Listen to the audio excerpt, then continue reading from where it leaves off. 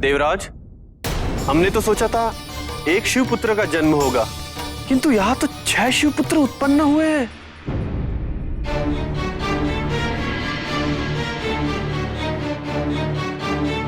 शिव की ऊर्जा 6 अंशों में विभाजित होकर 6 पुत्रों में परिवर्तित हो गई है। ये संदेह है कि इस ऊर्जा की शक्ति भी विभाजित हो गई होगी, और यदि ऐसा हुआ तो महादेव की पुत्र की उत्पत्ति का उद्देश्य कभी पूर्ण नहीं होगा।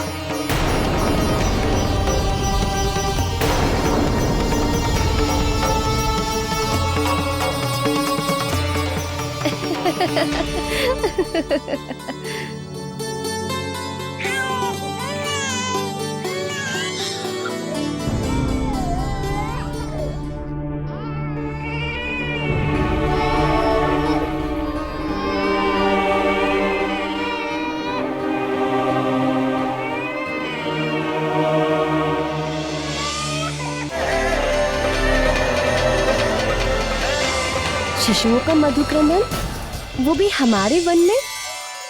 कदाचित ये हमारे मातृत्व की अतृप्त इच्छाओं का परिणाम है, जो ये सुंदर ध्वनि हमें सुनाई दे रही है। अन्यथा इस सघन वन में शिशु कहाँ से आएंगे? ये कहना तो संभव नहीं, किंतु ये तो सत्य है कि इस वन में शिशुओं का आगमन हो चुका है। चलो चलकर देखते हैं। चलो चलो।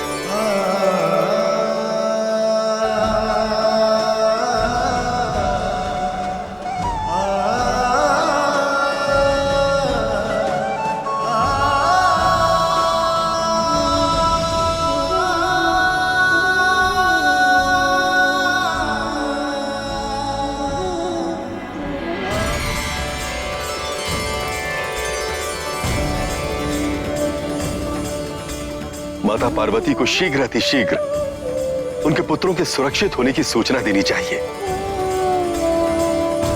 संभवतः अपने पुत्र के आविर्भाव की सूचना से उनकी वेदना व क्रोध कुछ शांत हो जाए। आपका क्या विचार है देवराज? आपका सुझाव सर्वथा उचित। अब हमारी ग्लानि कुछ कम अवश्य होगी। हमें महादेव और माता पार्वती के दर्शन हेतु शीघ्र ही प्रस्थान करना चाहिए।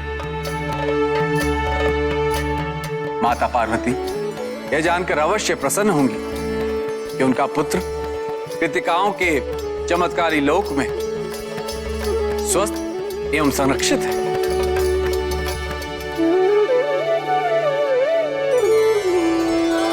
इनके माता पिता कहाँ हैं? और इन्हें यहाँ छोड़कर कहाँ चले गए? मुझे तो लगता है कि इन शिशुओं के माता पिता ने इन शिशुओं का परित्याग कर दिया है। कैसा असंतुलन है ये! जिन्हें संतान सुख प्राप्त होता है वो उनका परित्याग कर देते हैं, और जो इस सुख से वंचित हैं वो सदैव संतान के लिए लालायित रहते हैं। ईश्वर द्वारा इस असंतुलन को संतुलित करने का एक उत्कृष्ट माध्यम प्रतीत हो रहा है। कदाचित ये 6 पुत्र हम 6 कृतिकाओं के मातृत्व को तृप्त करने हेतु भेजे हो।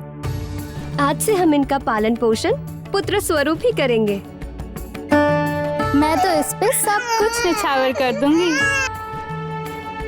मैं तो इसके लालन पालन में कोई भी कमी नहीं छोड़ूंगी। इनका पोषण हम सब मिलकर करेंगे। कितना ओझ है इनके मुख पर। आज वर्षों पश्चात अंततः हमें हमारी पूजा का फल मिल ही गया। आओ, इन्हें हम कृतिका लोक लेके चले।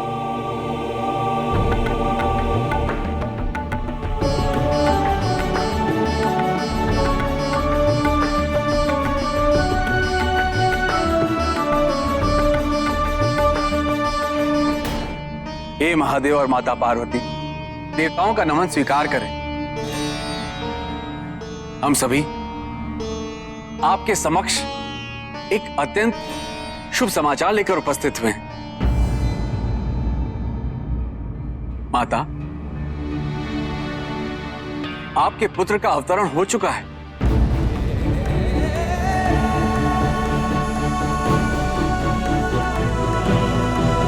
हाँ माता, वो दिव्य ऊर्जा का पिंड विभाजित होने के पश्चात 6 बालक रूपी शरीर में अवतरित हो चुका है और वो पूर्णतः सुरक्षित है माता।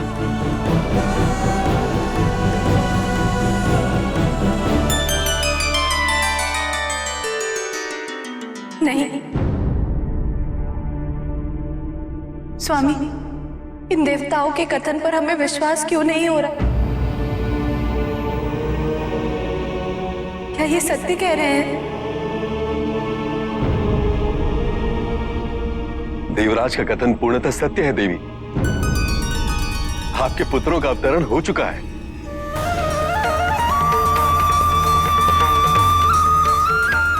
हमारे पुत्र,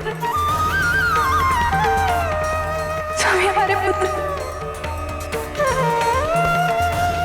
आप ही के दिव्य कृत्यों के कारण हमें यह सौभाग्य प्राप्त हो सका।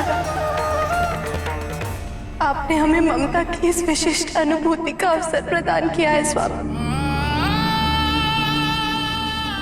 हमें हमारे स्त्री तत्व की पूर्णता की अनुभूति का आभास हो रहा है स्वामी।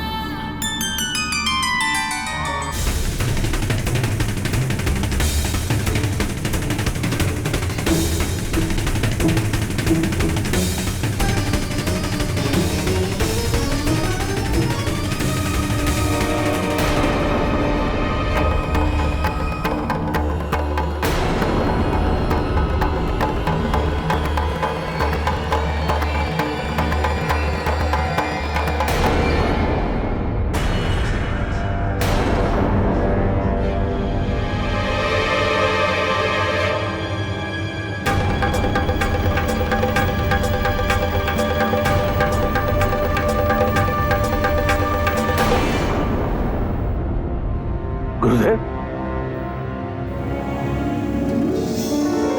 ये कृतिकाएं कहां विलुप्त हो गई?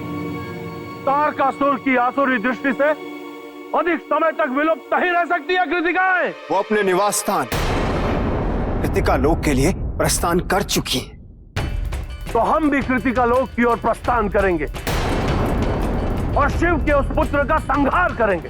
तारकासुर, हमारे गुरु होने के नाते हम तुम्हें बता दें कि वो एक चमत्कारी लोक है। वहां तुम जैसे कलुषित और अशुद्ध विचार वालों का प्रवेश असंभव है।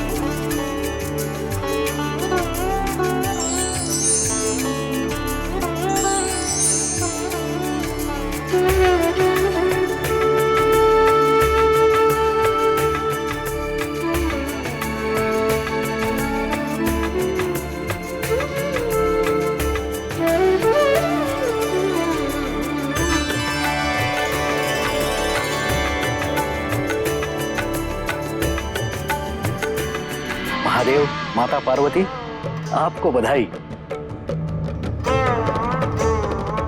कल्पों से चली आ रही हम सभी की प्रार्थना को आपने फलित कर दिया।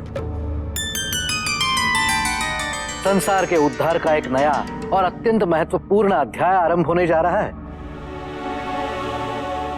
कहाँ है हमारे पुत्र? कृतिका लोक में, कृतिकाओं के संरक्षण में।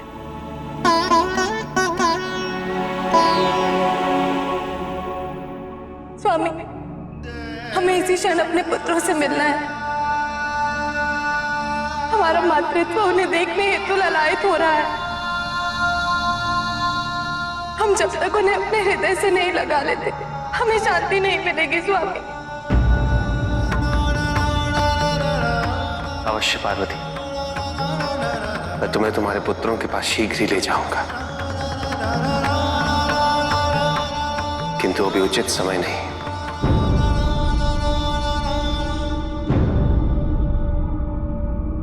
थोड़ा धैर्य रखो।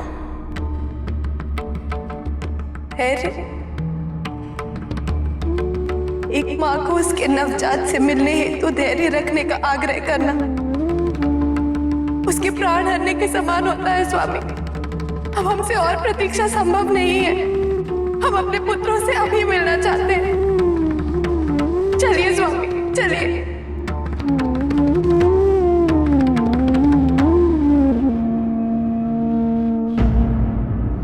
इतना चिंतन क्यों?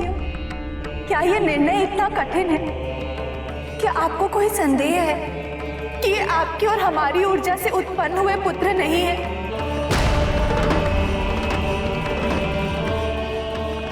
हे महादेव, आप तो जगत पिता हैं। आपका निर्णय तो सदैव पूर्वाग्रह से मुक्त है। हम पालने वाली माताओं को भी यही अपेक्षा है। आप जो भी निर्णय लेंगे हमें मान्य होगा। हाँ स्वामी। संतान प्राप्त होना अत्यंत सुखद क्षण होता है और इतने अथक प्रयास के पश्चात हमें यह सौभाग्य प्राप्त हुआ है और हमारी संतान को हमसे ही पृथक किया जा रहा है। आप मौन क्यों हैं स्वामी? कृपया अपना निर्णय सुनाइए।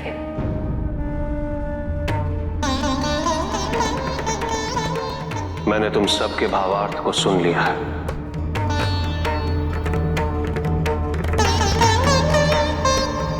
मेरे स्वयं की विवेचना का आधार मेरे जगत पिता के होने पर है और मेरा निर्णय भी इसी पर आधारित होगा, ना कि इस तथ्य पर कि ये मेरे पुत्र हैं। पालने वाली मां का योगदान और उसकी भूमिका जन्म देने वाली मां से पूर्णतः पृथक होती है।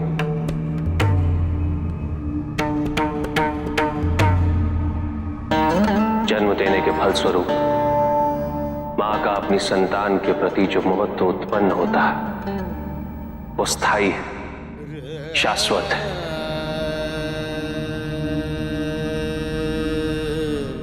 अटूट है ये रक्तबंधन।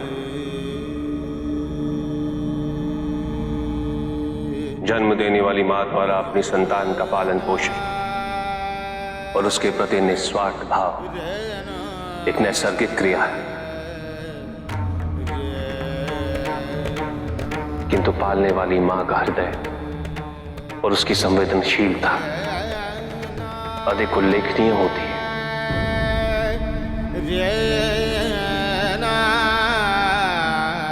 क्योंकि उसे उस शिशु के साथ एक नवीन संबंध स्थापित करना होता है।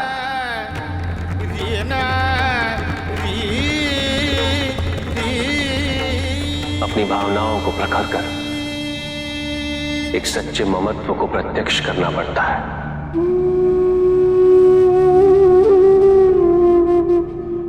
जन्म देना एक नैसर्गिक क्रिया है, किंतु बिना जन्म दिए किसी दूसरे की संतान को अपनी संतान के समान प्रेम करना, उसका पालन करना।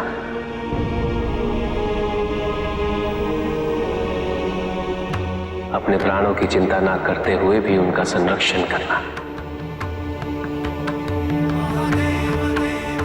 एक निस्वार्थ सेवा भाव और बलिदान की पराकाष्ठा है।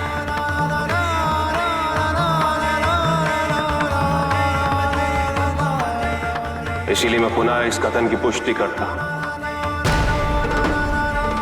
कि पालने वाली मां का स्थान जन्म देने वाली मां के स्थान से सर्वोपरि है।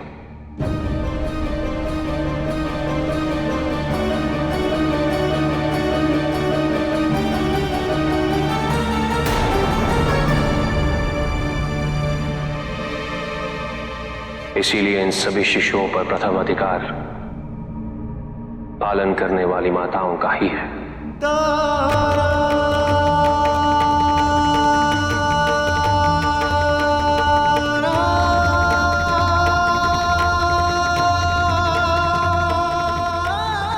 आपके इस निर्णय से हम धन्य हुए महादेव।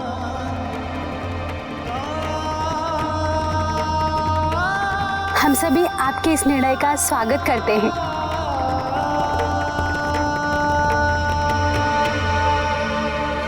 मैं भी महादेव के इस निर्णय का स्वागत करती हूँ।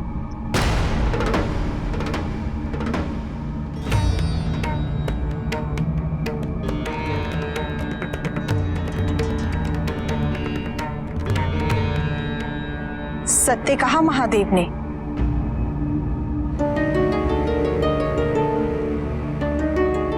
पालने वाली मां की भूमिका जन्म देने वाली मां से अधिक महत्वपूर्ण होती है।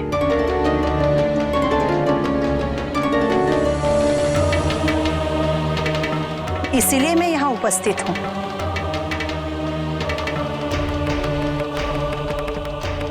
इन शिशुओं पर मेरा भी उतना ही अधिकार है जितना कि इन कृतिकाओं का। कुछ समय के लिए ही सही महादेव, लेकिन मैंने भी इन्हें धारण किया था। इनके ऊर्जा रूपी पिंड को मैंने भी संरक्षण प्रदान किया था।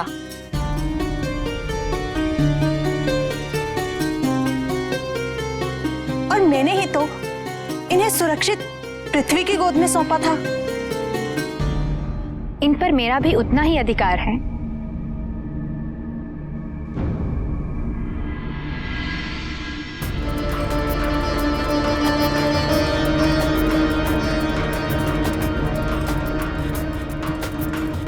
महादेव, आप ही ने गंगा से कहा था कि उस ऊर्जा पिंड को पार्वती के अलावा यदि कोई अपनी गोद में धारण कर सकता है तो वो मैं हूं। मैंने उस पिंड को यदि अपनी गोद में धारण ना किया होता तो समस्त संसार उसकी तपश से भस्म हो जाता। मैंने संसार और पिंड दोनों की रक्षा की है।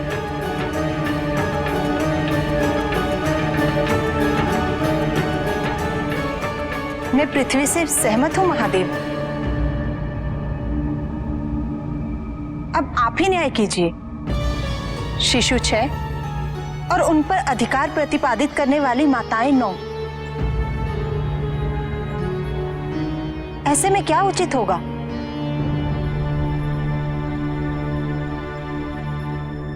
यदि प्रश्न न्याय का है तो इन शिशुओं पर गंगा और पृथ्वी का भी उतना ही अधिकार है जितना पार्वती और कृतिकाओं का है।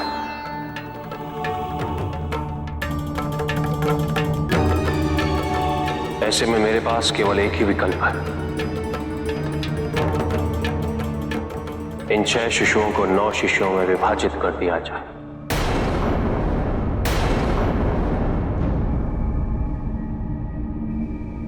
ऐसे में हर मां के पास एक एक पुत्र होगा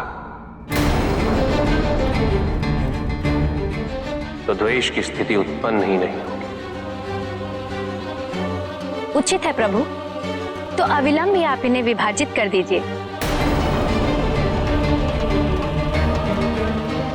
हमारा ममत्व इनके स्पर्श हेतु ललायित है।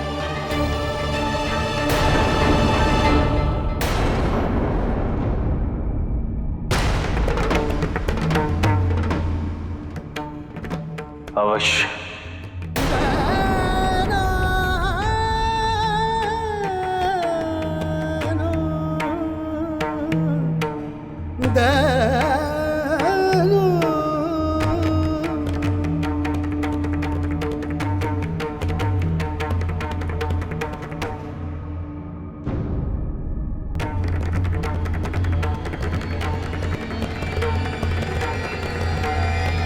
ऐसा अनर्थ ना करे प्रभु।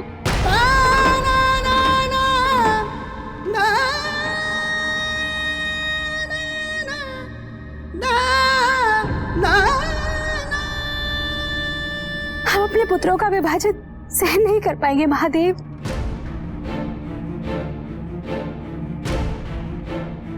क्यों नहीं?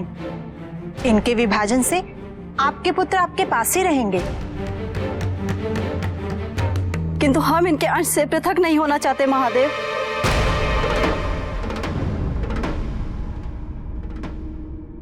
तुम सबने तो केवल इन्हें पाला है, तब भी इनके किसी भी अंश से पृथक होने का तुम्हें इतना दुख हो रहा है। तो सोचो, इनकी जननी को इनसे संपूर्ण पृथक होने पर कितनी वेदना सहनी पड़ रही होगी।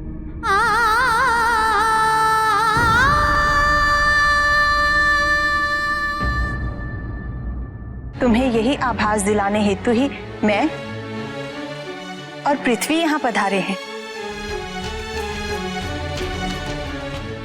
हाँ, पालने वाली का भी अधिकार होता है, किंतु इसका अर्थ ये नहीं कि जन्म देने वाली माँ को उसके अधिकारों से वंचित कर दिया जाए।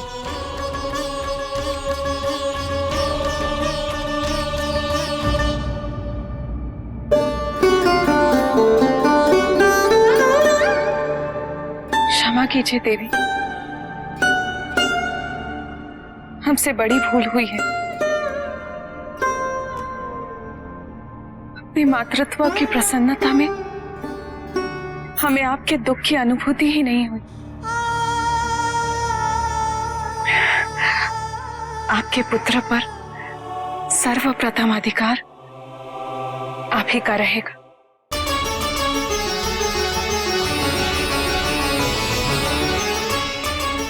सत्य है देवी, यदि आप इन्हें जन्म ही नहीं देती तो हमें इन्हें पालने का अवसर कैसे प्राप्त होता।